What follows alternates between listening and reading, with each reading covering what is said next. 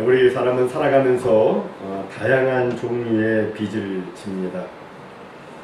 집을 사거나 자동차를 살 때도 빚을 지고, 또 사업을 하거나 회사를 경영할 때도 필요에 따라서 빚을 집니다.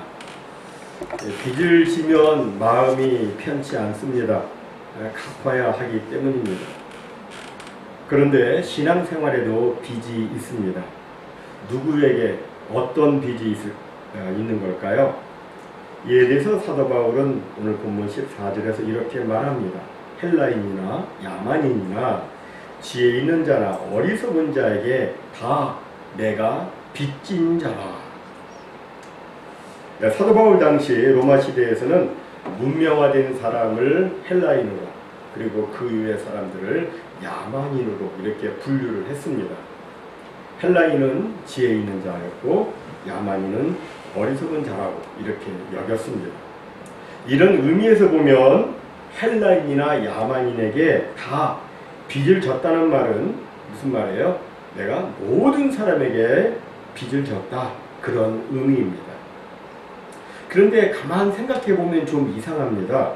왜냐하면 사도 바울이 모든 사람에게 직접 빚을 진 적은 없기 때문입니다. 빚을 졌다면 하나님께, 예수님께 빚을 졌고, 또 살면서 주변의 몇몇 사람들에게 빚을 졌을 뿐 모든 사람에게 빚을 진 것은 아니었습니다. 그럼에도 그는 내가 모든 사람에게 빚을 졌다, 이렇게 말을 하는데 왜 사도 바울은 그렇게 말을 했을까요? 모든 사람들에게 내가 빚을 졌다. 그가 그렇게 말하는 것은 바로 자신이 하나님으로부터 도저히 갚을 길이 없는 정말 엄청난 큰 은혜를 입었기 때문이었습니다. 그는 하나님께 엄청난 그 사랑을 받았습니다. 이것은 우리도 마찬가지예요. 우리도 우리를 사랑하시는 하나님으로부터 말로 다 할 수 없는 은혜를 입었습니다. 우리는 본래 하나님으로부터 떠나 있었고 하나님 약속 밖에 있었던 외인이었습니다. 우리는 태어날 때부터 죄성을 가지고 태어난 죄인입니다.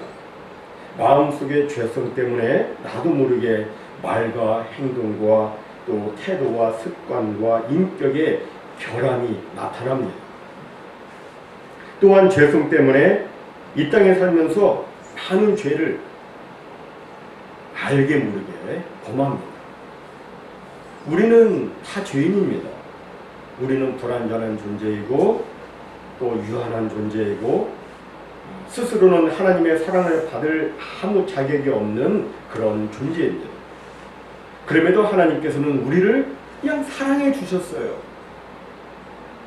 그래서 당신의 독생자 예수 그리스도를 이 땅에 보내셔서 십자가에 못 박혀 죽게 하시고, 그래서 누구든지 이 예수님을 믿으면, 영접하면 모든 죄와 형벌에서 구원받고 하나님의 자녀로 살아가게 해 주셨습니다. 예수 그리스도를 통해서 우리의 죽음같이 기름같이 붉은 그 모든 죄를 다 덮어버리시고 우리를 의롭다 하시고 인정해 주신 하나님, 이 하나님의 사랑은 정말 크고 놀랍습니다.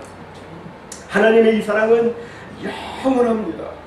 하나님께서는 영원전부터 우리를 사랑하셨고 오늘도 지금도 우리를 사랑하시고 또 영원까지 우리를 사랑해 주십니다. 우리가 지금 누리고 있는 이 하나님의 사랑은 결코 당연한 것이 아닙니다. 우리는 그저 하나님의 은혜로 하나님의 사랑과 하나님의 복을 그냥 값없이 누리고 있을 뿐입니다. 이 사랑의 빚을 우리가 조금이라도 좀 갚아야 되는데 어떻게 우리는 갚을 수 있을까요? 빚을 졌으면 갚아야 되잖아요. 근데 그 하나님의 사랑의 그 빚을 우리가 다 갚을 수는 없어요. 그죠? 너무 크니까. 하지만 조금이라도 우리는 갚을 수 있는데 어떻게 갚을 수 있을까요? 이에 대해서 예수님께서는 마태복음 25장 40절에서 이렇게 말씀하셨어요. 내가 진실로 너희에게 이르노니 너희가 여기 내 형제 중에 지극히 작은 자 하나에게 한 것이 곧 내게 한 것이니라.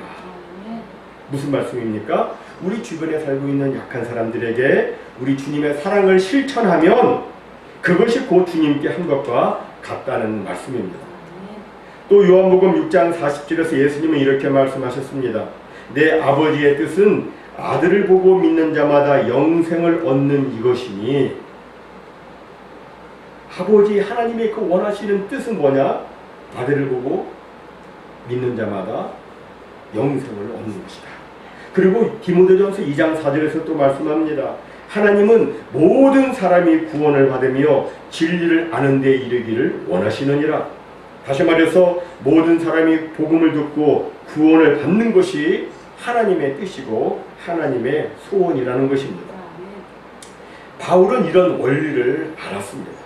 그렇기 때문에 하나님께서 정말 원하시는 그 일, 곧 주의 사랑을 실천하고 주의 복음을 전파하면 이것이 조금이라도 그 사랑의 빚을 갚는 것이겠구나, 이렇게 여기고 이 복음 증거에 헌신을 하고 열심을 냈던 것입니다.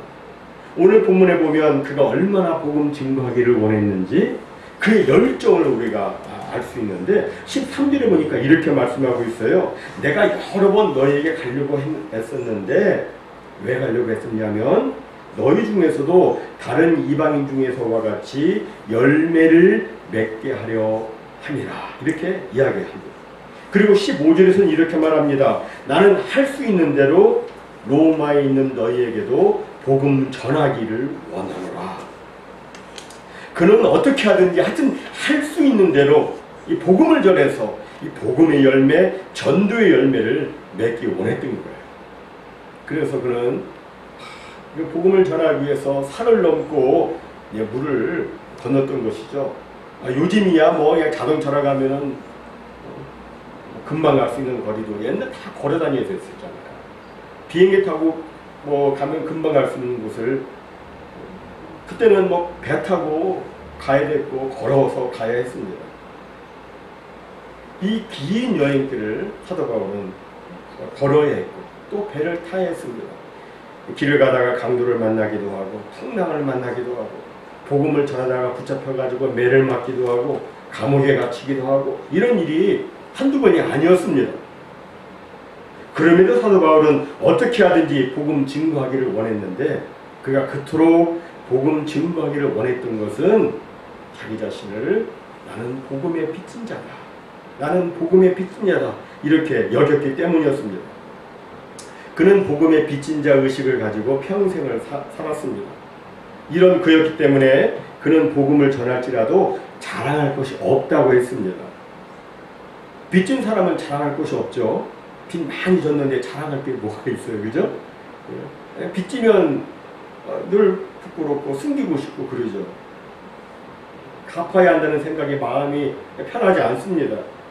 빚진 사람은 당연히 빚을 갚아야 하기 때문에 자랑할 것이 없어요. 그러니까 자기 자신을 늘 빚진 자로 여겼기 때문에 나는 복음을 전할지라도 자랑할 것이 없다, 이렇게 말한 거예요.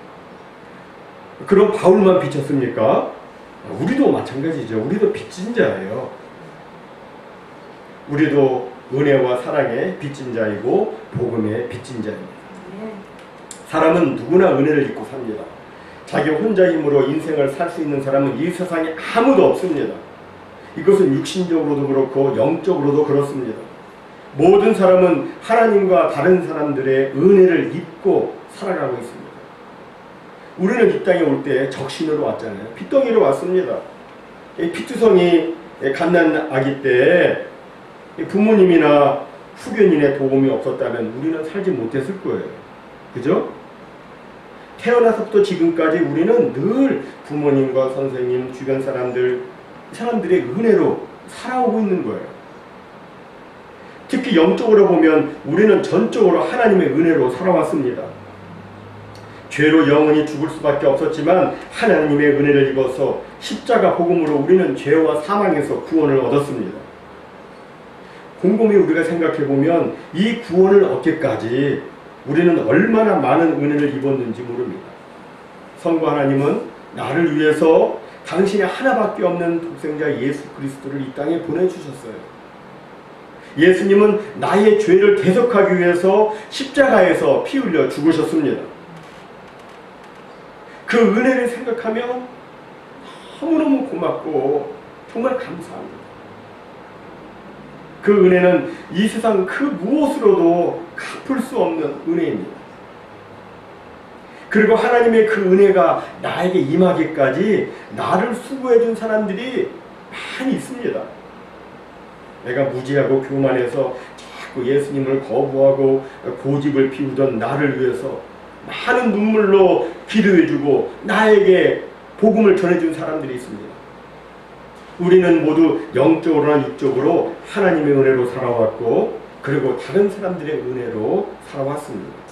우리는 모두 다 빚진 자예요.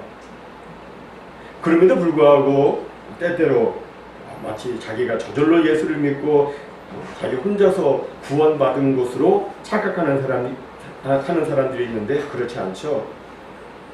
내가 똑똑해서 복음의 진리를 터득한 게 아니에요. 하나님의 은혜가 있고 주변 사람들의 도움이 있기 때문입니다. 죄로 무죄에 있던 나에게 눈물의 기도를 해주고 사랑의 수고를 해주고 그래서 나에게 복음을 깨닫도록 해준 사람들이 있기 때문에 우리는 예수님을 믿고 구원을 받은 것입니다. 우리는 이 사실을 절대 잊으면 안 돼요. 그죠? 그럼 이런 놀라운 은혜와 사랑을 받은 사람들이 해야 할 일은 무엇일까요? 첫 번째로 생활 속에서 사랑을 실천하는 것입니다. 예전에 어느 고아원에 한 복지가가 찾아왔습니다. 누구 돕고 싶은데 소개해달라고. 그래서 이 고아원 측의 소개를 받고 한 소년을 도와주려고 그러는데 이 소년은 자존심이 너무 강해서인지 도움을 안 받으려고 그러는 거예요. 그 이야기를 들은 복지가가 말했습니다. 나는 너를 도우려고 한 것이 아니라 투자하려고 하는 것이야. 그 학생이 그 말을 듣고 이제 복지가의 도움을 받았습니다. 그래서 학교에 들어갔습니다. 대학을 졸업하고 취직을 하고 결혼해서 아기까지 낳았습니다. 그러던 어느 날 자기에게 투자하겠다고 하던 사람이 갑자기 생각이 난 거예요.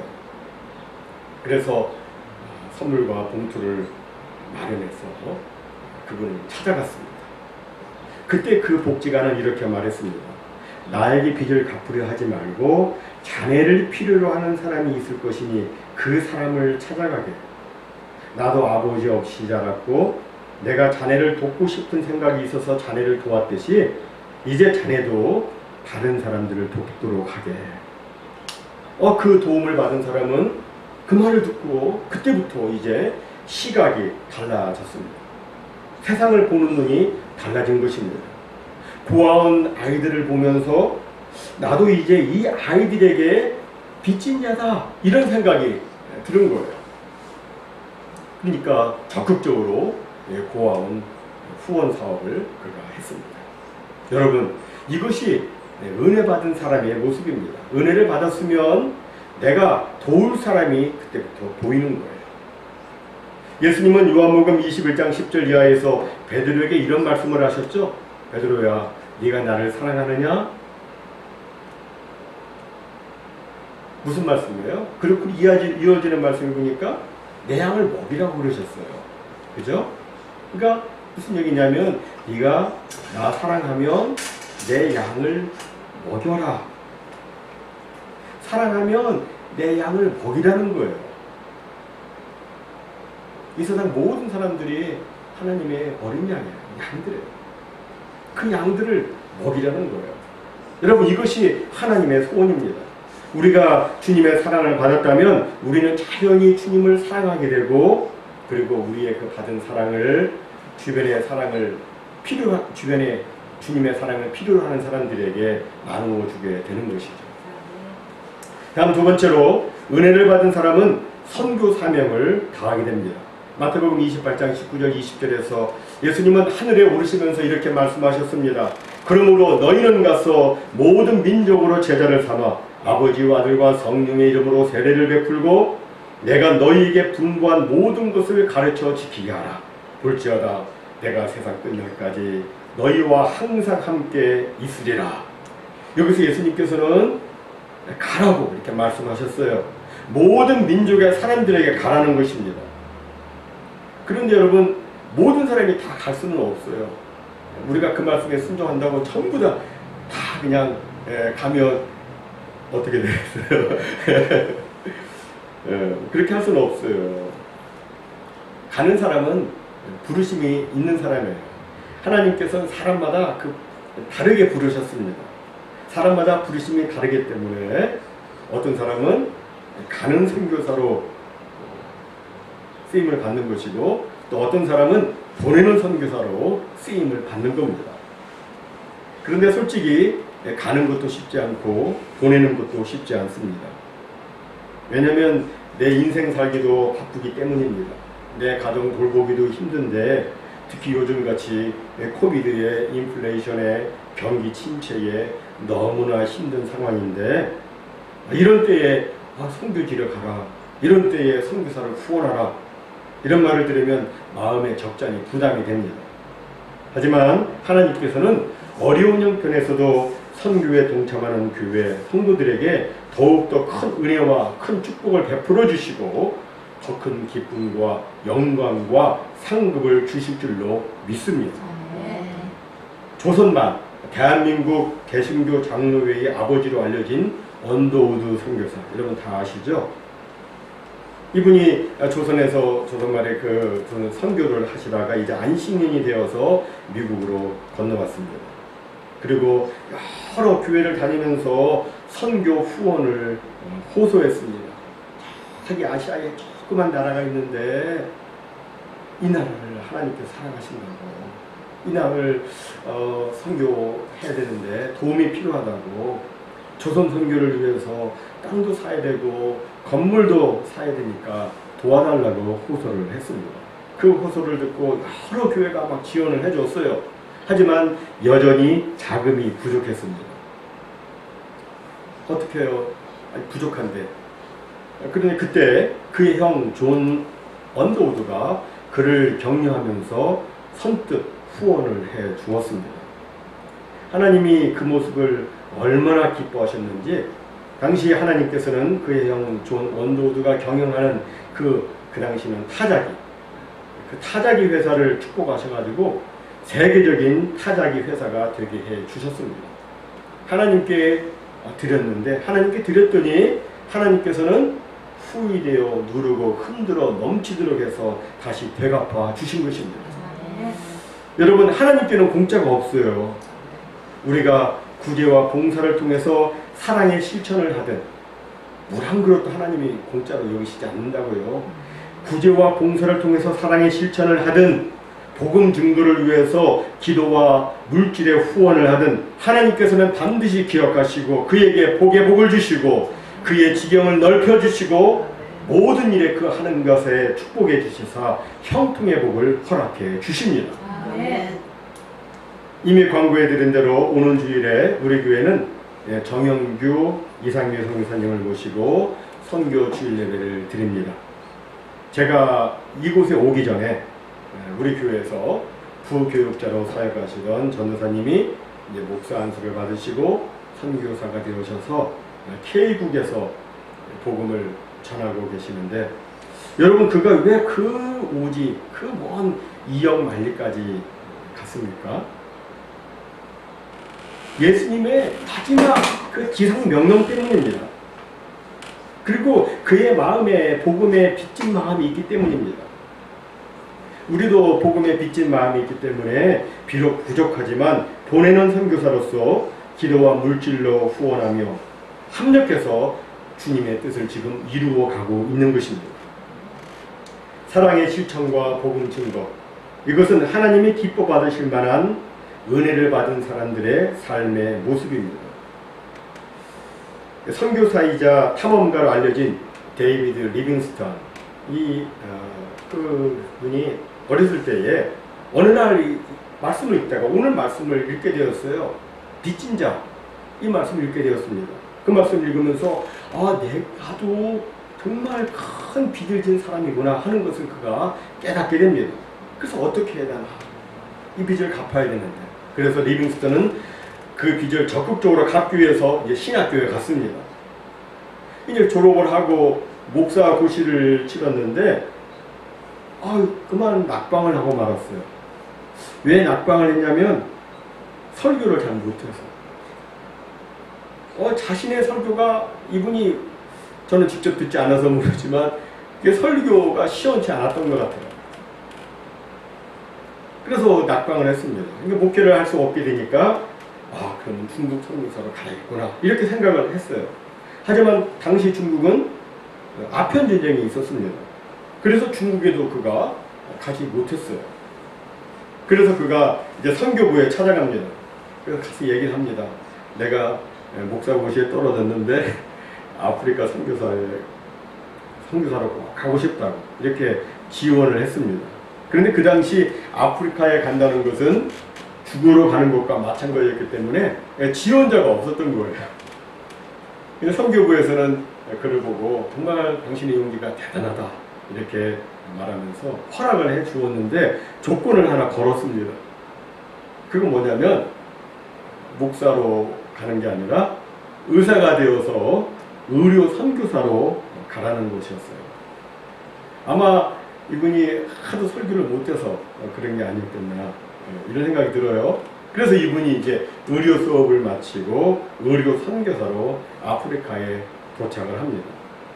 근데 이분이 이제 어느 능력이 없어서 그런지 영어도 뭐 시원하게 잘 못했지만 아프리카 말은 더 못했습니다. 이 아프리카는 동네만 지나가도 언어가 다른 곳이어서 선교하기가 무척이나 어려운 거예요. 하지만 리빙스턴은 주님 앞에서 빚진 자의 심정으로 봉사하고 헌신을 했습니다. 그랬더니 그 아프리카 통인들이 이 리빙스턴의 말은 잘 알아듣지 못해도 예수님의 사랑을 실천하는 그의 헌신의 모습을 보고서 예수님 앞으로 나오게 되었어요. 리빙스턴이 오랜 세월이 흘러도 영국으로 돌아오지 않으니까 이 선교부에서는 궁금한 거예요. 어떻게 됐는지. 그래서 스탠리라고 하는 사람을 아프리카에 보냅니다. 죽었는지 살았는지 어떻게 지냈는지 좀 알아보고 와라. 그래서 그 도착해가지고 마을을 다니는데 깜짝 그가 놀랍니다. 그것은 마을 곳곳마다 리빙스턴이 지나간 곳에는 예수님의 흔적과 자취가 남아 있었기 때문이었어요. 리빙스턴은 빚진 자의 심정으로, 그 빚진 자의 심정으로 내가 꼭 갚아야 돼. 예수님의 사랑 꼭 갚아야 돼. 꼭 복음 증거해야 돼. 이 빚진 자의 심정을 가지고 예수님의 사랑을 몸으로 실천하면서 복음을 전했기 때문에 정말 아름답고 선한 영향력이 그곳에 남겨졌게 된 거예요.